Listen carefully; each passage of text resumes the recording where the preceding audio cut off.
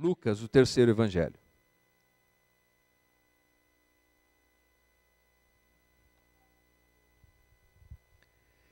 Se você encontrou, diga amém. Vou esperar mais um pouco. Amém? A palavra de Deus diz assim, a partir do versículo 5 do primeiro capítulo. Nos dias de Herodes, rei da Judéia, houve um sacerdote chamado Zacarias, do turno de Abias. Sua mulher era das filhas de Arão e se chamava Isabel, ou Elizabeth, depende da tradução. Ambos eram justos diante de Deus, vivendo irrepreensivelmente todos os preceitos e mandamentos do Senhor. E não tinham filhos, porque Isabel era estéril, sendo eles avançados em dias. Ora, aconteceu que, exercendo ele diante de Deus o sacerdócio na ordem do seu turno, coube-lhe por sorte, segundo o costume sacerdotal, entrar no santuário do Senhor para queimar o incenso. E durante esse tempo, toda a multidão do povo permanecia da parte de fora orando. E eis que lhe apareceu um anjo do Senhor em pé, à direita do altar do incenso. Vendo Zacarias, turbou-se, apoderou-se dele o temor. Disse-lhe, porém, o anjo: Zacarias, não temas, porque a tua oração foi ouvida. E Isabel, tua mulher, te dará à luz um filho, a quem darás o nome de João. 400 anos depois, e agora Deus envia um mensageiro, e as primeiras palavras desse mensageiro, quais são? Não temas. Não temas. Não tenha medo. Todos nós lutamos com temores, com medo. Medo da economia, medo de um diagnóstico médico, medo da velhice, medo da juventude, medo da estrutura social, medo de mudanças. Todos lidamos com medo em algum grau. Até mesmo os sacerdotes levitas do Antigo Testamento, eles tinham medo. E o anjo diz: não temas, não tenha medo. Essa expressão aparece tantas vezes na Bíblia, que um escritor chamado Lloyd Ogilvie disse o seguinte: existem 336 citações de não temas na Bíblia. E ele diz assim, uma para cada dia do ano, incluindo o ano bissexto. O problema é que depende de como é que você vai contar isso. Se você for lá no texto tentar encontrar essas referências, você talvez não encontre exatamente 336. Por quê? 366? Porque depende de como é que você vai analisar. O que nós sabemos é que existem centenas e centenas e centenas, talvez umas 500 referências nos convidando a temer a Deus. Porque quando nós tememos a Deus, nós não tememos mais nada, e não tememos mais ninguém, e não tememos mais coisa alguma, quando nós tememos a Deus. Me permita, por favor, um exemplo imperfeito. Meu pai, ele gostava de pescar com os meus tios. Eles tinham uns costumes meio estranhos. Eu brinco, eu acho que eles eram meio nazistas, não sei. Porque eles tinham umas práticas estranhas. E eles não pegavam nada. Eles ficavam jogando conversa fora, bebiam à noite, aquelas coisas. E eu tinha medo de escuro, como todo bom menino. Dizem que a gente nasce com medo de altura, com medo de escuro. Eu tinha medo de escuro. E meu pai estava de um lado desse lago e os meus tios do outro. Eu estava junto com meu tio. Meu pai esqueceu alguma coisa lá do outro lado do lago. E o meu tio disse: Leandro, você vai levar o negócio para o seu pai lá do outro lado do lago. Era longe. Era escuro. Tinha mato. Eu falei, tio, eu não vou. Ah, mas eu não vou mesmo. Não. Ele falou, por que você não vai? Eu falei, porque eu tenho medo de escuro, tio. Eu falei, como tem medo de escuro, menino? Eu falei, eu tenho, tio. Tem uma loira do banheiro que os meninos estão falando na escola. E eu não sei, tio, se essa loira aparecer ali, como é que vai ser? Mas o meu tio, não era fácil. Ele disse assim, se você não for por terra encontrar seu pai, eu vou jogar você no lago e você vai encontrar o seu pai a nado. Bom, eu tinha um dilema agora. Porque eu tinha medo do escuro e da loira do banheiro. Mas eu tinha mais medo do meu tio. Então, bravamente, eu enfrentei a escuridão. E eu me lembro que enquanto eu corria em volta do lago, meu tio gritava, loira do banheiro, pega ele! Pega ele, loira do banheiro! Ninguém olhe para a Júlia, ela não é loira a propósito.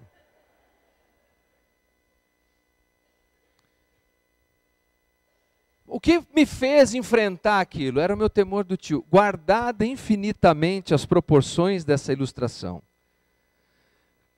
Quando nós tememos a Deus, quando nós confiamos em Deus, quando nós acreditamos em Deus, reverenciamos a Deus e somente a Deus, nós não precisamos temer mais nada nem ninguém na vida. Não temas. O anjo diz não temas para Maria mais tarde. No Evangelho de Mateus, ele diz para José. O que vocês acham que ele diz para José? Não temas. Exatamente, não temas. E você que está aqui nessa noite, eu não sei o que você vem vivendo na sua vida, mas é possível que por alguma razão seu coração esteja cheio de temor, com medo de tantas coisas que diante de Deus são tão insignificantes, são tão pequenas, são medíocres diante desse Deus Todo-Poderoso. E Deus diz a você nessa noite, não tema, não tema, não tema.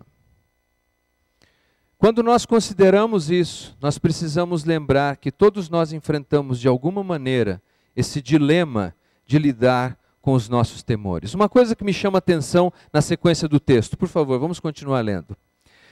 Disse-lhe, porém, o anjo, Zacarias, não temas, porque a tua oração foi ouvida. Isabel, tua mulher, dará à luz um filho, a quem darás o nome de João. Só nesse versículo, se nós pensarmos nos nomes das pessoas que são citadas aqui, nós temos uma mensagem incrível. Isso porque Zacarias significa Yahvé se lembra. E Isabel, na sua raiz hebraica, significa Deus é minha aliança, ou Deus é o meu pacto. E João significa Deus demonstra o seu favor. Essa é a mensagem que nós encontramos nos primeiros capítulos do Evangelho de Lucas, na Anunciação. Deus tem uma aliança com o seu povo, o povo de Israel, e Deus, ele lembra do seu povo, e por isso Deus mostra o seu favor ao seu povo. Hoje nós que somos a igreja de Jesus, a noiva de Jesus, a igreja, Deus tem uma aliança conosco também. E Deus, ele se lembra de nós. E Deus nos mostra também o seu favor, a sua graça. Zacarias está diante dessa realidade. E o anjo diz a ele assim, a sua oração foi ouvida. Não era uma oração intercessória pelo povo de Israel que eu aguardava do lado de fora do templo. Era uma oração secreta. Era uma oração que talvez poucas pessoas sabiam a respeito. Era uma oração por um vácuo que existia na sua vida. Ele não tinha filhos. Nós não sabemos por quantos anos ele fez essa oração. Quantas vezes Isabel pediu um filho. Até porque no contexto daqueles dias, não ter filhos tinha implicações terríveis, do ponto de vista social, do ponto de vista econômico e até espiritual. Normalmente as pessoas consideravam que aqueles que não tinham filhos estavam sofrendo de algum tipo de punição divina. Como, olha, eles fizeram alguma coisa errada. Deve ter alguma coisa errada na vida desse Zacarias. Deve ter alguma coisa errada na vida dessa Isabel. Mas olha o que diz o texto a respeito do caráter deles. Veja só, o capítulo 1, vamos voltar só um pouquinho. Versículo 6, diz assim, Ambos eram justos diante de Deus, vivendo irrepreensivelmente em todos os preceitos e mandamentos do Senhor. O problema deles não é que tinha um pecado, o problema deles não era esse. Mas normalmente as pessoas julgam quando a gente está enfrentando alguma luta ou dificuldade, olha, deve ter alguma coisa aí, deve ter alguma punição divina porque isso está acontecendo. Não era o caso. Eram pessoas irrepreensíveis, que serviam a Deus com sinceridade de coração. Na sequência do texto a gente vê assim: em ti, versículo 14, em ti haverá prazer e alegria, e muitos se regozijarão com seu nascimento, pois ele será grande diante do Senhor, não beberá vinho nem bebida forte, será cheio do Espírito Santo já do ventre materno, e converterá muitos dos filhos de Israel ao Senhor seu Deus. E irá diante do Senhor no espírito e poder de Elias, para converter o coração dos pais aos filhos, converter os desobedientes à prudência dos justos, e habilitar para o Senhor um povo preparado. João Batista, ou João que se tornaria o Batista, o batizador, Batista não é o sobrenome dele, João o batizador, ele é o precursor de Jesus. É aquele de qual o profeta Malaquias havia se referido, aquele que prepararia o caminho para Jesus. E agora algo incrível está acontecendo, algo maravilhoso está acontecendo. Depois de tantos anos, Zacarias está testemunhando isso. Mas ele não deveria temer. Não deveria temer a opinião dos seus pares, não deveria temer a opinião do seu povo ou dos seus vizinhos, ele deveria confiar em Deus. Mas qual é a resposta de Zacarias à palavra do anjo? Veja só, versículo 18. Então perguntou Zacarias ao anjo: como saberei isso? Pois eu sou velho, e a minha mulher avançada em dias. O Zacarias é um homem politicamente correto, vocês perceberam? Ele disse: eu sou velho, a minha mulher é avançada em dias. Ele não disse ela é velha. Politicamente correto, eu sou velho, mas a minha mulher é avançada em dias, é outra coisa. Mas curiosamente, esse líder religioso, esse sacerdote que está diante do altar de Deus oferecendo o incenso, ele descrê das palavras do anjo. Ele diz: como é que eu vou ter certeza de que isso que você está dizendo vai acontecer? É como se ele estivesse dizendo: eu quero um sinal. A Bíblia nos ensina, no livro aos Hebreus, que quem se aproxima de Deus precisa crer que Deus existe, e que Deus é recompensador daqueles que o buscam, e que sem fé é impossível agradar a Deus. Aqui nós temos um sacerdote, um líder religioso, que diz crer. Ele está tendo uma visão incrível, maravilhosa, inimaginável. O anjo está diante do altar, trazendo a ele a resposta da oração de toda uma vida. E ele diz: escuta, mas como é que eu vou ter certeza disso? Qual é o sinal? Na Bíblia, várias pessoas, no momento de dúvida, pediram um sinal. Por exemplo, Abraão pediu um sinal a Deus. Deus deu. Gideão pediu um sinal a Deus e Deus deu, sem repreensão. Mas Zacarias pede um sinal a Deus. E veja qual é a resposta que ele tem do anjo Gabriel. Versículo 19. Respondeu-lhe o anjo, parece a um tom de indignação: eu sou Gabriel, que assisto diante de Deus, e fui enviado para falar-te e trazer-te essas boas novas. Mais ou menos assim, espera aí. O Gabriel, você pode pesquisar depois, aparece 4 vezes na Bíblia, no livro de Daniel, explicando profecias complexas. E agora ele está diante de Gabriel, que assiste diante da presença de Deus, e ele diz: espera aí, eu sou Gabriel. Você quer ver minha credencial? Eu fico na presença de Deus, estou te trazendo essa boa notícia, e você não acredita? Olha, eu sou só o Leandro, só um Leandro. E nessa noite eu estou te trazendo uma notícia. A autoridade não é minha, é desse texto sagrado. Dizendo que se você confiar em Deus, você não precisa mais viver com temores na sua vida. Mas você precisa crer. O Zacarias não creu. Tinha dúvidas. E ele sofre uma repreensão branda, eu diria. Por quê? Porque o Abrão era um peregrino no deserto, quando Deus o chamou e lhe fez promessa. O Gideão estava num período em que não tinha um rei em Israel, era o período dos juízes, era uma anarquia generalizada. Ele estava malhando trigo no lagar para ver se sobrevivia. O contexto é totalmente diferente. Agora, esse sacerdote, ele é sacerdote. Ele está no templo. Ele está diante do lugar em que as promessas foram feitas, em que tudo que era esperança de Israel se resumia àquele local. E ali ele tem essa visão extraordinária de Gabriel e ele tem dúvidas. Então Gabriel diz assim: você está falando isso para mim? Então está aqui o teu sinal. E veja qual é o sinal que ele recebe. Versículo 20. Todavia, ficarás mudo e não poderás falar, até o dia em que estas coisas venham a realizar-se, porquanto não acreditaste nas minhas palavras, as quais, a seu tempo, se cumprirão. O povo estava esperando a Zacarias e admirava-se de que tanto se demorasse no santuário, mas saindo ele, não lhes podia falar. Então entenderam que tivera uma visão no santuário e expressava por acenos e permanecia mudo. Eu tenho a impressão que se fosse hoje era como se o anjo dissesse: olha, vamos fazer o seguinte, Zacarias, boca fechada não entra mosquito, então a partir de agora você não fala mais. Isso aqui é sinal, então a partir de agora você vai falar por meio de sinais. Porque Zacarias, você não deve mais temer se você teme a Deus.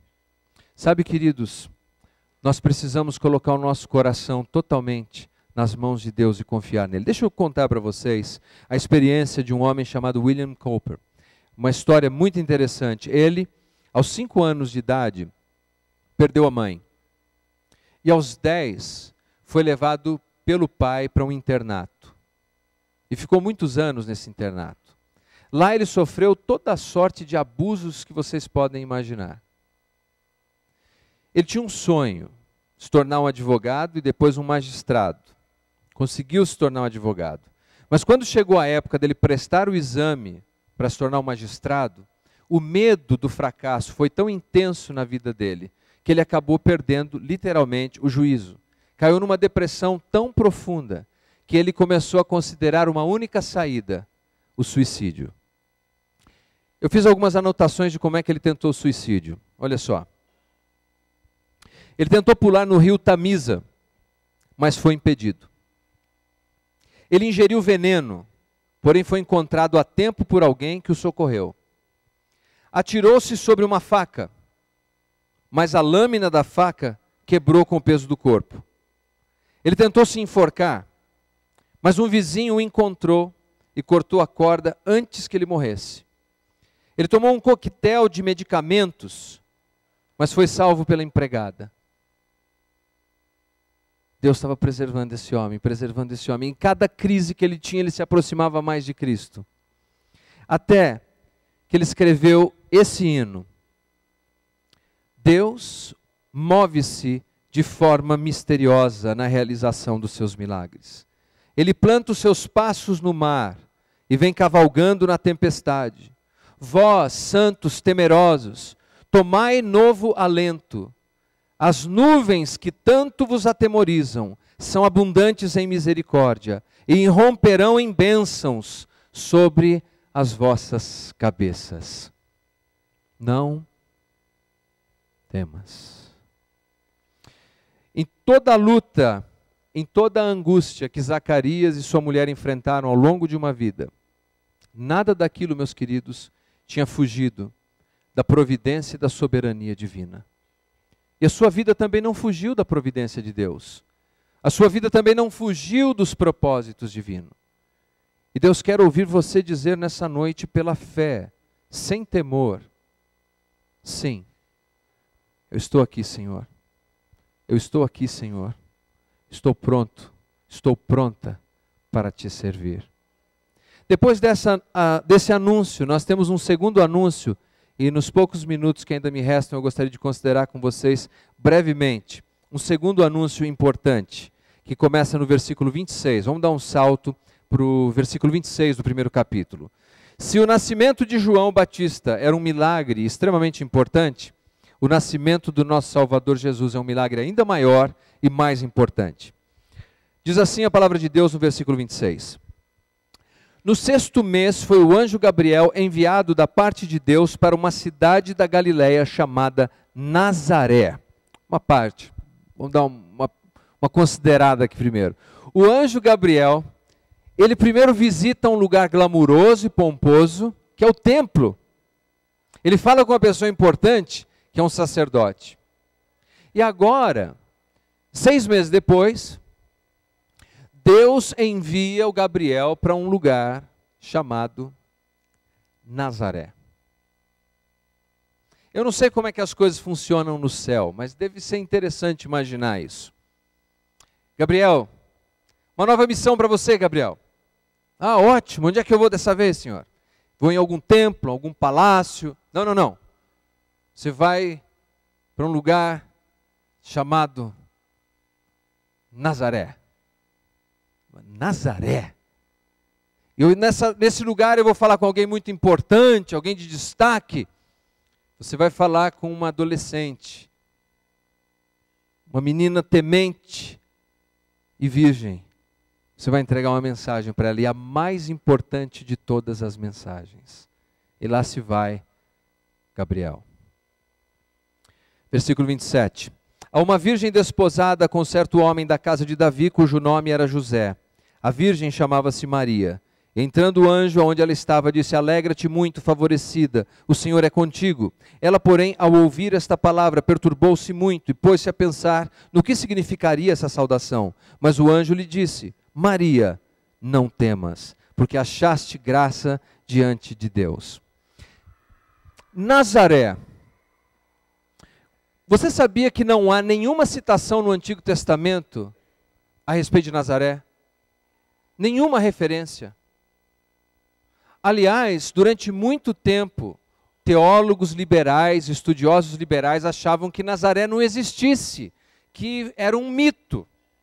Eles só mudaram de opinião porque no ano de 1962 encontraram na chamada Cesareia Marítima uma inscrição com o nome de Nazaré. Aí eles tiveram que engolir os argumentos deles. Mas Nazaré não era um lugar considerado muito importante. Era praticamente um vilarejo com 1.500, 2.000 pessoas. E não tinha uma reputação muito boa. Há quem diga que a reputação não era muito boa por causa de um episódio que aconteceu lá no primeiro livro dos Reis. Vamos dar uma olhadinha em 1 Reis. Primeiro livro dos Reis, capítulo 9, versículos 12 e 13. Primeiro livro dos Reis, capítulo 9, versículos 12 e 13. Saiu Irão de Tiro a ver as cidades que Salomão lhe dera, porém não lhe agradaram. Pelo que disse: que cidades são estas que me deste, irmão meu? E lhe chamaram terra de Cabul até hoje.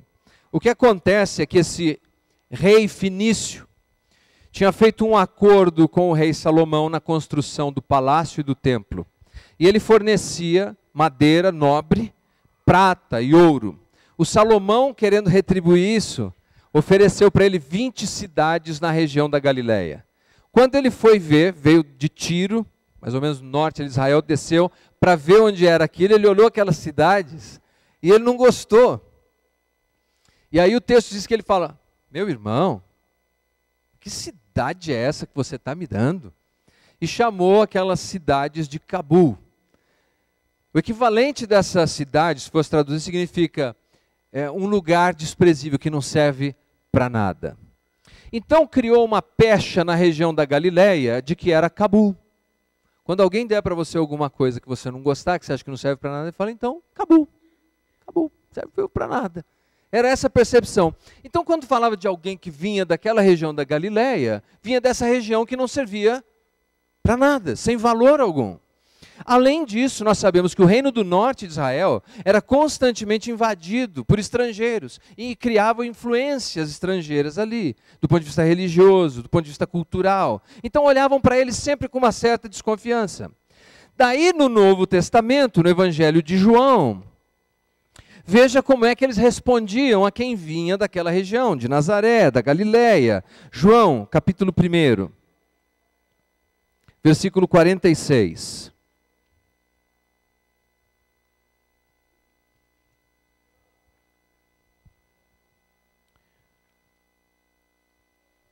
No versículo 45, Filipe vem todo empolgado, isso para Natanael. Achamos aquele de quem Moisés escreveu na lei, e quem se referiram os profetas, Jesus, o Nazareno, filho de José.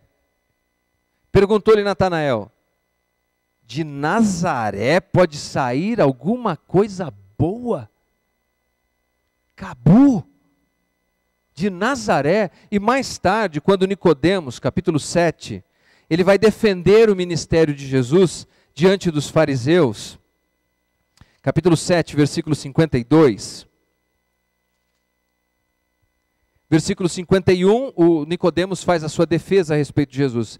E, aliás, no 51. No 52, a resposta dos fariseus. Responderam eles, dar-se-á acaso de que também és tu da Galileia? Examina e verás que da Galileia não se levanta profeta. Duas coisas, eles estavam errados. Eles condenavam o povo, dizendo que o povo era ignorante, mas eles eram ignorantes. Primeiro, Jesus nasceu em Belém. E segundo, Jonas era profeta e era da Galileia. O anjo é enviado à cidade da Galileia. O anjo é enviado para falar a uma adolescente. Uma cidade pequena. Uma moça pequena. Mas pequeno para Deus, meus queridos, não significa insignificante. Pequeno não é insignificante. E nós precisamos lembrar disso. Deus vai até Nazaré, fala com essa moça, com essa virgem, essa moça que tem o caráter para dizer, aqui está a serva do Senhor, cumpra-se em mim conforme a tua palavra. E o Salvador, o Filho de Deus, é gerado no seu ventre. E Nazaré entra para o mapa da história. E Jesus passa, o Salvador da humanidade, passa a ser conhecido como Jesus de Nazaré. Porque para Deus, não importa se algo é pequeno. Se alguém diz sim para ser usado por Deus, Deus o usará de modo extraordinário. Você pode olhar para a sua vida e se achar pequeno. Você pode achar que algum serviço, alguma obra que você possa realizar na causa de Deus seja pequena. E de fato pode ser pequena, mas jamais será insignificante. Você pode achar que a sua contribuição financeira é pequena, ela não é insignificante, ela pode ser pequena, jamais insignificante. O seu dom e talento pode ser pequeno, jamais insignificante. Deus deseja nessa noite que você não tenha medo, você creia e que você diga sim. Sabe, a anunciação do nascimento de João Batista e do nascimento de Jesus é um convite divino a cada um de nós que aqui nos encontramos para dizermos sim para Deus. Para dizermos, Deus, nós cremos em Ti, nós queremos viver para Ti, nós queremos Te servir. Não importa se é algo grande que nós vamos fazer ou se é algo pequeno, nós queremos Te servir. Eu gostaria de fazer um teste nos últimos minutos aqui para a gente concluir.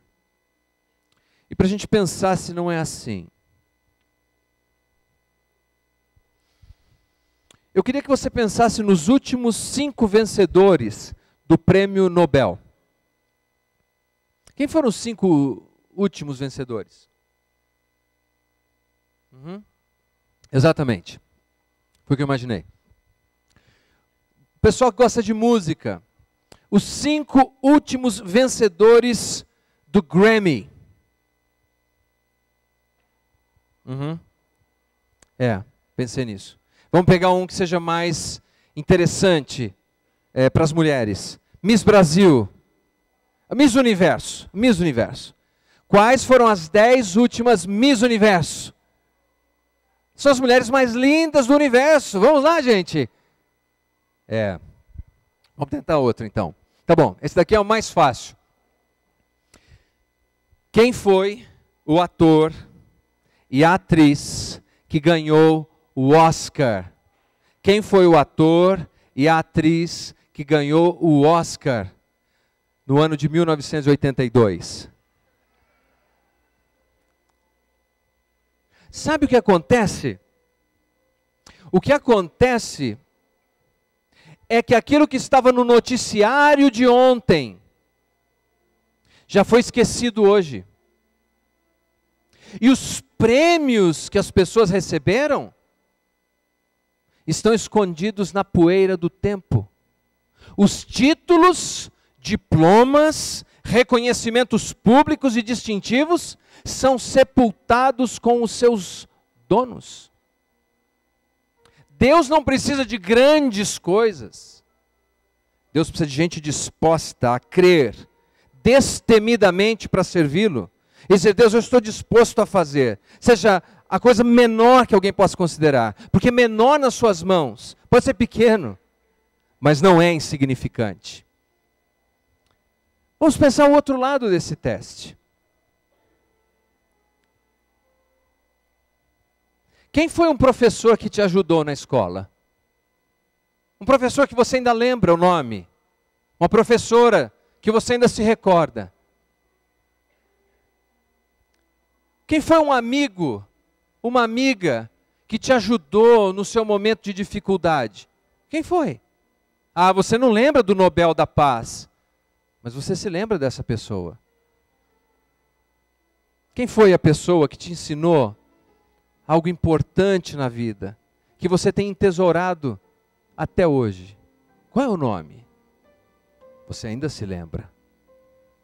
Pense em alguém, hoje, uma pessoa que faz com que você se sinta especial. Tem alguém? Veja, meus queridos, nós não precisamos de coisas imensas e grandes. Nós precisamos de um Deus grande. E em fé, sem temor, ousadamente, temos disposição de servi-lo. Há uma diferença entre a pergunta de Zacarias e a pergunta de Maria. Zacarias teve dúvida e disse assim, como saberei isso? Como é que eu vou ter certeza disso que você está dizendo? O versículo 34 do capítulo 1 diz assim, então disse Maria ao anjo, como será isto? Diferente. O primeiro disse, olha, eu não tenho certeza se isso pode acontecer. A segunda dizia, eu tenho certeza que isso vai acontecer, eu só não sei como. Eu só não sei como. E o anjo diz, o poder do Altíssimo te envolverá. E o ente santo que há de nascer de ti. E explica o inexplicável. O sacerdote religioso tinha dúvidas. A virgem simples de Nazaré acreditava. Você acredita? Você acredita? Se você acredita, você deve sair daqui hoje vivendo uma vida diferente, de dedicação a Deus. E o anjo dá uma resposta maravilhosa. Diz assim no versículo 37. Maria, porque para Deus não haverá impossíveis em todas as suas promessas. E ela disse, aqui está a serva do Senhor, que se cumpra em mim, conforme a tua palavra. Nessa anunciação do nascimento de Jesus, todo o ministério de Jesus é moldado a partir disso.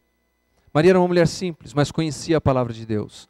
Quando ela canta o seu conhecido Magnificat, ela cita o pacto abraâmico, o pacto davídico, passagens do Antigo Testamento. Ela sabia quem é Deus. Eu quero dizer para vocês, para Deus, não há impossíveis. Você pode estar andando meio perdido, achando que tudo fugiu do controle. Deus agendou essa noite. Deus te trouxe aqui nesta noite para dizer que você não precisa temer, para dizer que Ele ainda não encerrou os projetos dEle com você, que Ele pode usar até mesmo as coisas pequenas. Basta você dizer, sim, eis-me aqui, Senhor, usa-me a mim. Vamos ficar em pé. Pai querido, muito obrigado por esta noite. Obrigado pela Tua palavra, Senhor. Obrigado pela Tua providência. Que nessa noite, o Senhor encontre em nossos corações e mentes um solo fértil, para que a Sua palavra como semente possa crescer e dar fruto, e mais fruto, e fruto que permaneça. Tome em Tuas mãos seus filhos e filhas que estão aqui nessa noite, aqueles também que nos acompanham pelo vídeo, e que nós possamos, Senhor, viver na certeza dessa mensagem. Em nome de Jesus. Amém. Se você recebe